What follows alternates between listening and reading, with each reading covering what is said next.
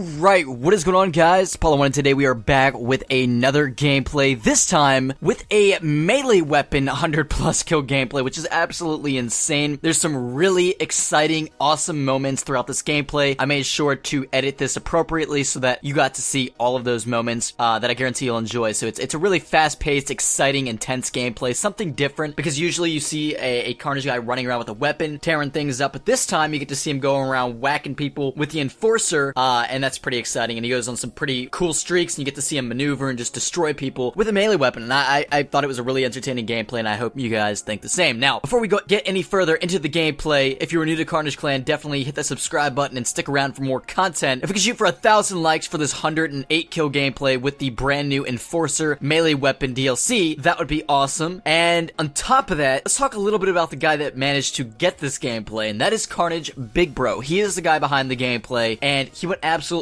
off and deserves a ton of credit for it. Now, you've seen two of his recent gameplays, one where he got a Dark Matter Peacekeeper Nuclear plus a 62 gun streak, and then another gameplay before that was insane as well. It was a Tuner plus with the Peacekeeper. He's just been going off with these DLC weapons, and he's gone from I think 7.7k subscribers on YouTube to over 8.4k, and every time he gets a gameplay, I say, let's get him to this marker or this goal, and you guys make it happen. It's literally happened 2 times in a row. Can we make that 3 times in a row? I don't know, but his link is right at the top of the description below. He's currently at, I think, about at 8.4k if I'm not mistaken. If you guys can get him to 8.6 thousand subscribers on YouTube, that would be so freaking awesome, and he would really appreciate it, guys. He's on the road to 10,000 subscribers, and he's incrementally getting there, and you guys can make that happen just a little bit faster. It only takes like 2 seconds for you guys, and why not be subscribed to a very good pub stomper, a good content creator, and someone that you definitely don't want to be missing content when IW drops Infinite Warfare. So definitely just go over there and subscribe, guys. I would recommend it. So anyways, let's talk about the gameplay a little bit. So like I said, he is using a DLC weapon, he's using a melee weapon, and he has to strategically move, otherwise he's gonna just get wrecked. He can't just run out certain doors. Notice how he really rarely ever runs out that door that's under the staircase, mainly because that spawn point offers no that location of running out of that door offers no protection to that huge spawn point that's in that back corner. He usually comes out the garage side or stays in the building to remain unnoticed, and then when an enemy walks by, he comes up and whacks him on the back of the head and takes him out. So that's the best strategy to do. Sometimes he does rush into the spawn from garage side, and he goes on some pretty nice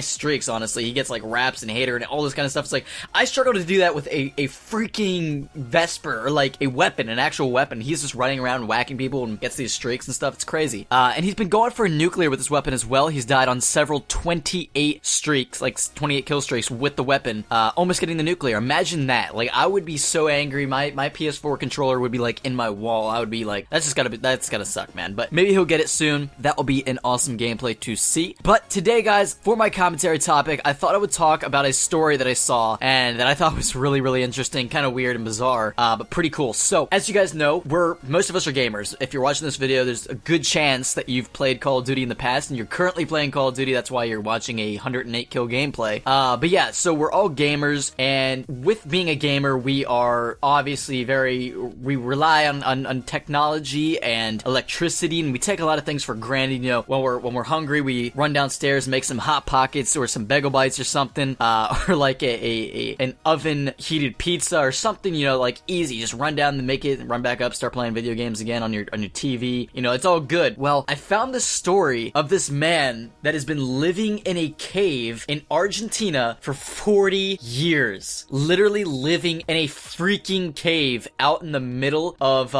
the woods in Argentina. So basically, the man's been living there. He's currently 79 years old, I believe, and he's in very good health, and he uses a nearby stream for water, for fresh water. He claims it's the most fresh water in the world, the richest and the purest. Every morning he starts his day with, instead of like, you know, a cup of coffee or something, he starts it with lighting a fire, making like a fire, and he claims, you know, it's magical and stuff, and he likes filling his cave with smoke. I don't know if that's healthy. That's probably not too healthy, but he gets food and this is how he gets food. Instead of, you know, just running down to his kitchen and making some Bagel Bites like easy like we do, he gets his rifle and he goes hunting. He hunts food, he finds his food, rabbit, deer, whatever it may be, and he cuts it up and eats it. He, you know, cooks it on the fire and eats it. And sometimes he goes to a local market that is a little bit a ways away, and he goes there and he gets some food. He only has about $100 to $200 from a a government old age pension that he gets, so that's how he uses some money to spend on things. His only electronic device is a radio, but even that radio really doesn't have good signal in the